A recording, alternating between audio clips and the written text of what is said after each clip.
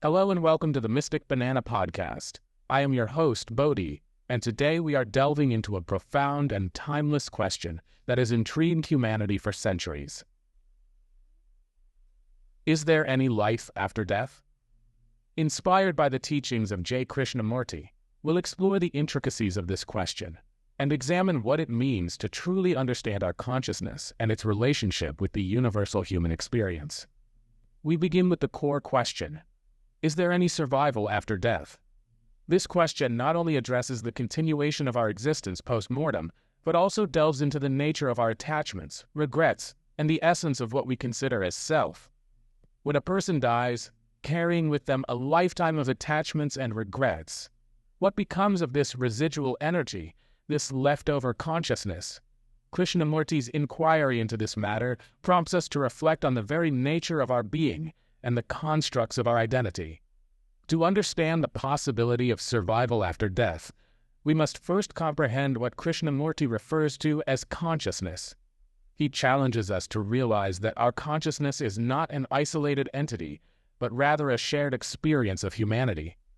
Your consciousness, my consciousness, and the consciousness of every individual on this planet are fundamentally interconnected. Our brains, having evolved over millennia, hold within them the collective experiences and knowledge of humanity. This shared consciousness transcends individual conditioning, cultures, and geographical boundaries. It is a cumulative result of human experiences throughout time. A critical point Krishnamurti makes is the illusion of individuality. We often consider ourselves unique based on our names, appearances, beliefs, and personal histories. However, these are mere superficial differences. The underlying structure of our consciousness is a common human experience. We are conditioned to perceive ourselves as separate individuals, driven by personal desires, ambitions, and fears. This conditioning, reinforced by societal norms and traditions, creates a fragmented sense of self. But when we strip away these layers of conditioning, what remains is a shared human consciousness. Now, if our consciousness is indeed a shared experience, what happens to it when we die? The physical body, with its biological functions, ceases to exist. It may be buried, cremated, or meet its end in an accident. But what about the consciousness that we mistakenly consider as mine? Krishnamurti suggests that this consciousness does not belong to any single individual. It is the consciousness of mankind. Therefore, upon death, the common consciousness continues. This perspective shifts the focus from individual survival to the continuity of a collective human experience. Fear of death arises from the belief in our individual separateness. It is the fear of losing our personal identity, our memories, our achievements, and everything that we associate with I. However, Krishnamurti posits that love and compassion transcend death. These profound emotions are not tied to the individual self, but are aspects of a universal human experience. When we understand that love knows no death and that compassion is eternal, the fear of death diminishes.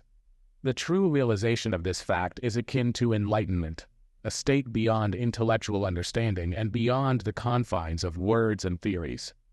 Krishnamurti emphasizes the importance of self-knowledge. He urges us to read the book that is ourselves, the comprehensive history of mankind written within each of us. This book cannot be interpreted by any external authority, a guru, a savior, or a psychologist. We must read it ourselves, with full awareness and without preconceived notions. The act of reading this book is not a linear process. It requires a sharp, alert mind, free from contradictions and hypocrisy. Only then can we perceive the entire scope of our consciousness and understand what lies beyond the book, beyond our individual existence. In exploring the question of survival after death through Krishnamurti's lens, we uncover deeper truths about our shared consciousness and the illusions of individuality. We learn that death, in the traditional sense, loses its significance when viewed from the perspective of a collective human experience. Love and compassion, being eternal, transcend the boundaries of life and death. Moving into another dimension of our exploration, Krishnamurti posited that consciousness is not a personal possession bound to our individual experiences and memories. Rather, it is a shared field of awareness. a vast ocean of consciousness that encompasses all beings. According to Krishnamurti, our sense of individuality is an illusion, a product of our conditioning and attachment to the limited self. We identify with our thoughts, emotions, and experiences, creating a false sense of separation from the world around us. This illusion of separateness, he argued, is the root of our fear of death. We cling to our individual identity, fearing its annihilation, failing to recognize our inherent connection to a larger, more profound reality. Krishnamurti's teachings challenge us to transcend this limited perspective and awaken to the interconnectedness of all things. He invites us to recognize that we are not isolated islands of consciousness, but rather integral parts of a unified whole. Our individual lives, like waves on the surface of the ocean, rise and fall, yet the ocean of consciousness remains, vast and eternal. In this final section, let's explore the illusion of separation, a pervasive force in human experience. We are conditioned from a young age to perceive ourselves as distinct entities, separate from the world around us. This sense of individuality, while serving a practical purpose in navigating daily life, can also create a barrier to understanding our true nature. It fosters a sense of isolation, fueling fear, competition, and conflict. Krishnamurti's insights pierce through this illusion, revealing the interconnectedness that lies at the heart of reality. He reminds us that we are not isolated beings, but rather expressions of a unified consciousness. Just as a tree is not separate from the earth, the air, and the sunlight that nourish it, we are not separate from the web of life that sustains us. Recognizing this interconnectedness is essential to understanding the continuity of consciousness beyond death.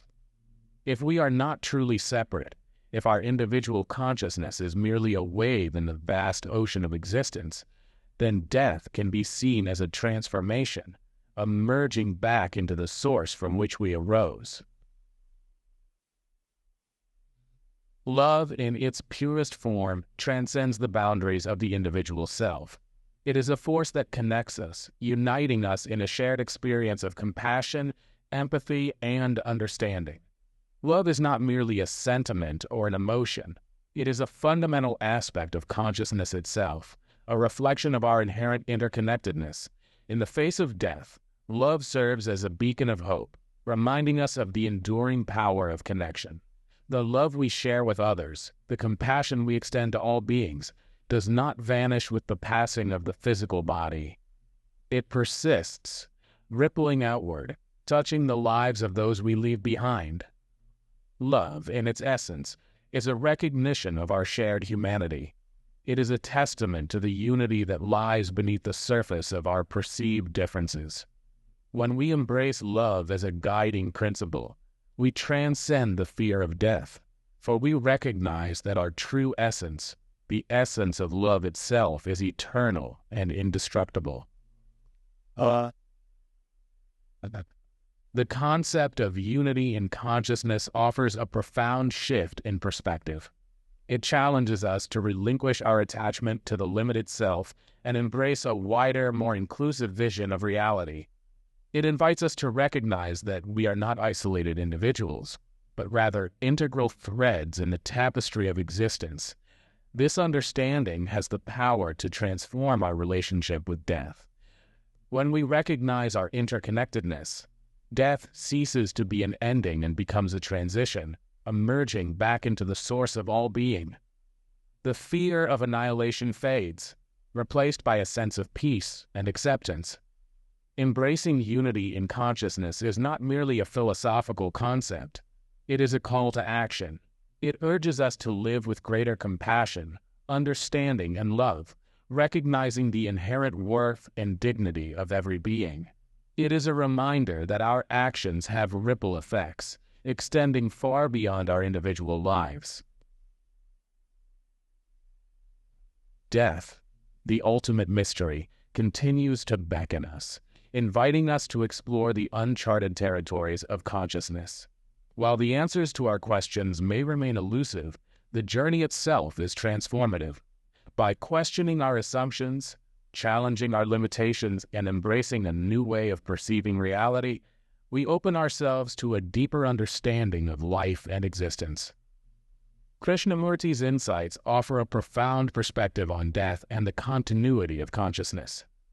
His teachings challenge us to transcend the illusion of separation and awaken to the interconnectedness of all things. By recognizing our inherent unity, we can face death with courage and acceptance, embracing the unknown with open hearts and minds. The quest to understand death is ultimately a quest to understand ourselves. It is a journey of self-discovery, leading us to the realization that we are not merely separate individuals, but rather expressions of a universal consciousness, a consciousness that transcends the boundaries of time and space, a consciousness that is eternal and ever-present. As we reflect on these profound teachings, let us strive to understand our consciousness, free from the constraints of individuality. By doing so, we can overcome the fear of death and embrace a more unified and compassionate existence. Thank you for joining me on this enlightening journey today on Mystic Banana. I hope you found our exploration into the question of survival after death as intriguing and thought-provoking as I did. Remember to like, share, and subscribe to Mystic Banana for more deep dives into the mysteries of existence. And as always, keep pondering, stay curious, and don't forget to read the book that is yourself. See you next time.